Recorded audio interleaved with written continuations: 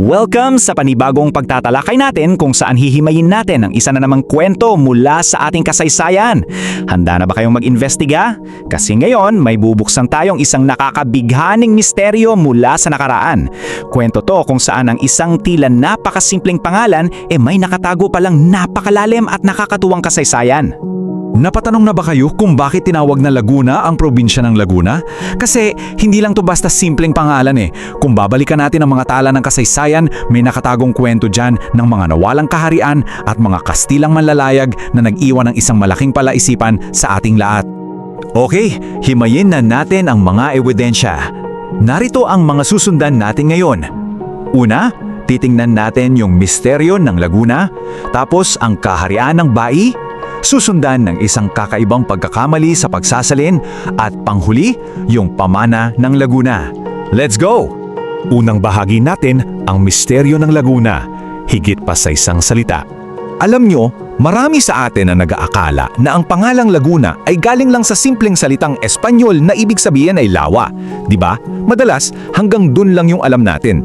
Akala natin pinangalanan lang siyang ganon kasi nga naman maraming tubig doon.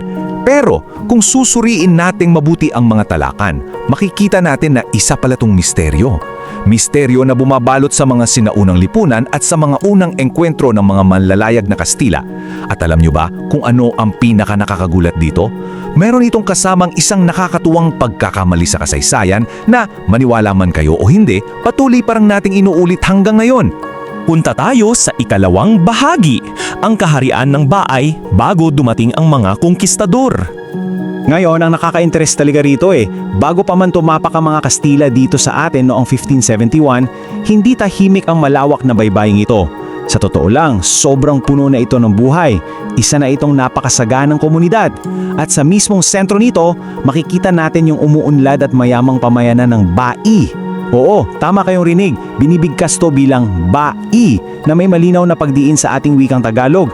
Sobrang laki ng impluwensya at kapangyarihan ng lugar na to, kaya itinuturing talaga siyang sinaunang kabisaran ng buong rehiyon bago pa dumating ang mga dayuhan. Dito na tayo sa ikatlong bahagi. Isang kakaibang pagkakamali sa pagsasalin habang nagmamapa ng mga katubigan. Bale dito na medyo nagiba ang takbo ng kwento natin. Pumasok si Kapitang Juan de Salcedo, yung kilalang Kastilang Konkistador. Nung nakita niya yung napakalawak at napakagandang anyong tubig na to, namangha siya. At syempre gusto niya agad itong ilagay sa mapa. Kaya tinanong niya yung mga lokal kung anong pangalan ng lugar. Ngayon, kumuha ng mga Kastila yung pangalan ng bayan na pinag-usapan natin kanina, yung Bai, at ipinagsama nila to sa sarili nilang salita para sa lawa na Laguna. Kaya kung isasalin natin ng literal, ang kalalabasan ng Laguna de Bay ay ang lawa ng bayan ng Bai. Napakasimple at parang ang logical lang, di ba? Pero teka, dyan papasok yung nakakatuwang pagkakamali. Naging kilala una yung termo na Laguna de Bay pero pangkanihalang ang naging epekto. Kasi hindi naging malinis kundi pumanit ang lawa dahil sa mga lumalabas na kompensasyon pampolitika panungan yung ubang ng pagnegosyo, pero banala naman ang napakalawak at napakagandang pangalang Laguna. Fast forward to 2014, tulit nang mag-iha siya or magbumar sa init. Nakitang Bisaya Trisimeno, si Tinza Ochoa at si Ronnie Bayguino ang mga handang maglintis ng langha sa kina. Sa gitna nito, pinapakantang pang-atensyon ang mga Burnicula, Ions Bart, Hazigs of Montipay, Pepe Crocet at Nam Truman. Nail na po ang pagmamainos at investigasyon at inahipas sa anyong Pampistino sa Rumen community. Nang pagdama ng Laguna de Bay ang ilalay niya at inihala. Ang batas pampubliko ay sinunod ng lulang silang ng lawas sa Laguna at antay-ihintilak nila habang pinapataksik ang mga dula nito. Kahit pa may masasamang datos pampartuhan, makikita kaya sa atin ang tamang sasal na kiksa o kaya ang tamang kiksa sa kinateksto. Milorduyo ka sa pitin sa tansalin o kahit kung anong uri ng pagtatanong nito.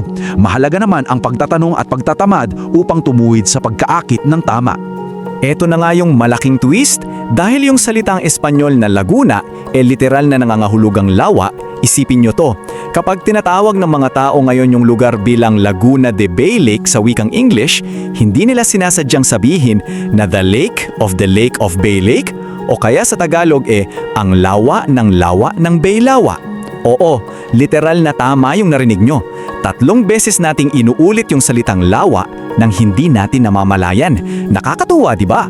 Isa tong classic na halimbawa kung paano nagkakaroon ng mga komedikong pagkakamali kapag naghahalo-halo na ang iba't ibang wika sa paglipas ng panahon. Dito na tayo sa huling bahagi, ang pamana ng Laguna, pangalang nakatatak sa kasaysayan. Tingnan natin yung timeline natin para makita kung paano nabuo to. Paano nga ba naging opisyal na pangalan ng buong probinsya ang isang simpleng termino lang sa mapa? Bago mag-1571, nandyan yung masaganang kaharian ng Baybay. Tapos pagsapit ng 1571, dumating si Kapitan Juan de Salcedo at iminapa yung lugar. Kaya nabuo yung terminong Laguna de Bay. Fast forward ng 10 taon noong 1581, dahil sa sobrang laki at halaga ng lawang to sa buong rehiyon, ipinangalanan na rin ng mga Kastila yung buong teritoryo sa paligid nito. Opisyal nila itong bininyagan bilang La Laguna. Sa paglipas ng panahon, naging pamilyar na to sa lahat, kaya pinaikli na lang natin at opisyal na naging Laguna. Kaya kahit medyo nakakatuwa yung paikot-ikot na wika at redundancy na pinag-usapan natin, hindi pa rin natin maitatanggi yung kahalagahan nito eh. Ang pangalang Laguna, hindi lang yan basta pangalan. Isa yang direktang pamana mula sa kasaysayan nating Espanyol na nagbibigay pugay sa napakalaki at maringal na lawa doon. Lawa na hanggang ngayon nagsisilbing mismong tibok ng puso ng buong lupain. Isipin nyo, kung wala yung lawang to at yung sinaunang bayan ng Bai, malamang hindi magiging ganito kayaman at kaunlad yung kultura sa buong probinsya, di ba? Maaring patuloy pang pagtalunan ng mga historiador ang pinangmulan ng ibang mga probinsya sa atin. Pero ang kwento ng lawa ng Laguna, mananatiling malinaw yan sa kasaysayan. Kaya bago tayo magtapos, gusto ko kayong tanungin, ano ang masasabi nyo sa 3 yugtong pag-ikot ng wikang ito? Nakakatuwang isipin na yung mga salitang araw-araw nating ginagamit, may mga ganito palang lihim na nakaraan, no? I-comment nyo lang dyan sa ibaba kung ano ang naiisip nyo. At syempre, patuloy tayong mag-aaral gamit ang mga ganitong klasing pagsusuri. Kaya huwag kalimutang mag-follow para sa marami pang kapanapanabik na kwento ng kasaysayan natin. Keep that curiosity alive! Maraming salamat sa pagsama sa akin ngayon at hanggang sa susunod nating pagtatalakay.